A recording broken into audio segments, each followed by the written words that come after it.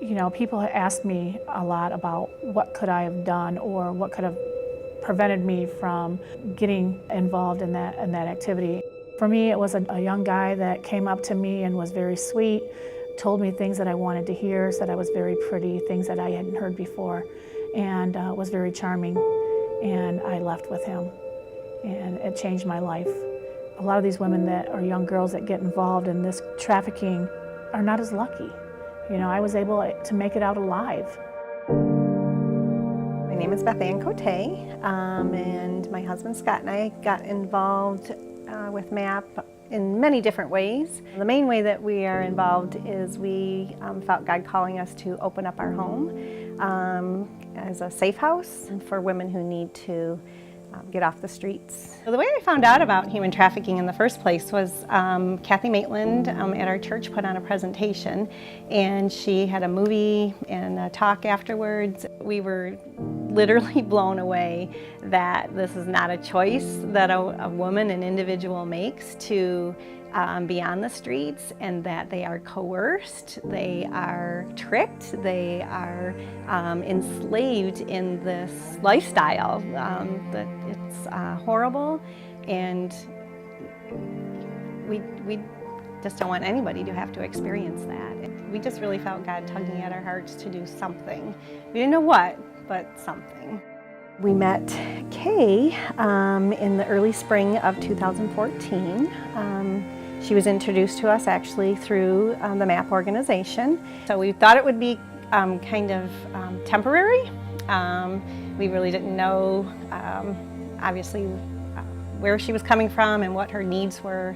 And it ended up being about 8 months that she stayed with us.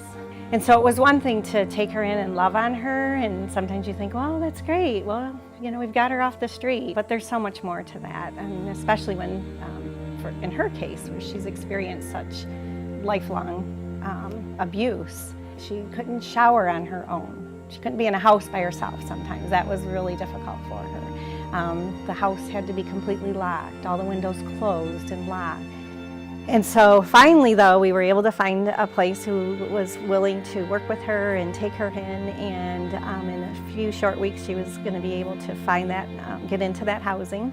But within that time frame, my husband and I had a trip away from the house planned, and that really made Kay very uncomfortable, and so we did try with her to find someone who would be able to stay at the house with her, or find some place that she would be able to go for the few days that we were going to be gone. And we were unable to do that, and she ended up finding some place to go, which ended up not really a very good situation. And while she was away and while we were away, she passed away. She just taught us about life and how to love each other. And there is no room for abuse, whether that be verbal abuse, physical abuse, sexual abuse. The deep wounds that creates and what that does to a life is just, it's unbearable.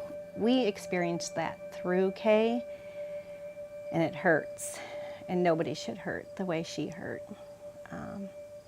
And we would love to do anything that we can do to help prevent that.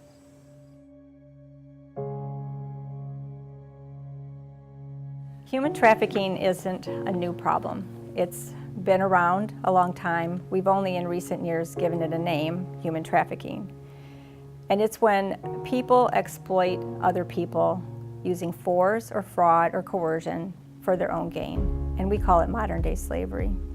At Michigan Abolitionist Project, we are bringing hope to this situation. We are making a difference. The heart of MAP, what we do, is our community groups. We are everyday people using our gifts and talents to make a difference in the world.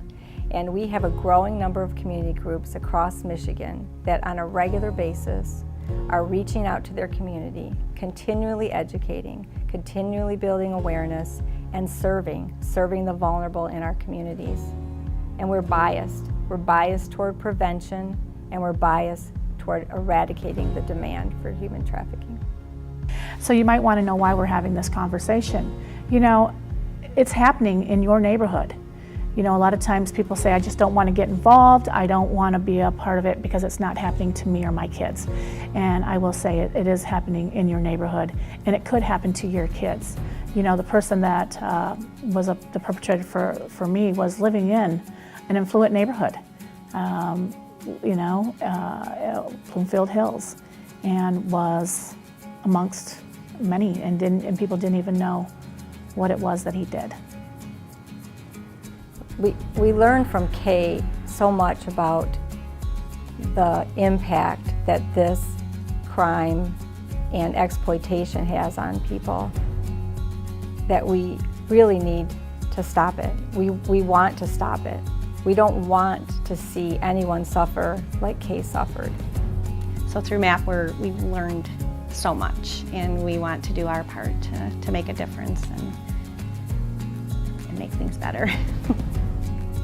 It's going to take a whole community. This is a big issue, it's complex, and we need everyone to do something. We aren't just locking up bad guys. We need to change our culture that's allowing this exploitation to exist. We are MAP, and we can end it. We can end it. We can end it. We can end it. Together.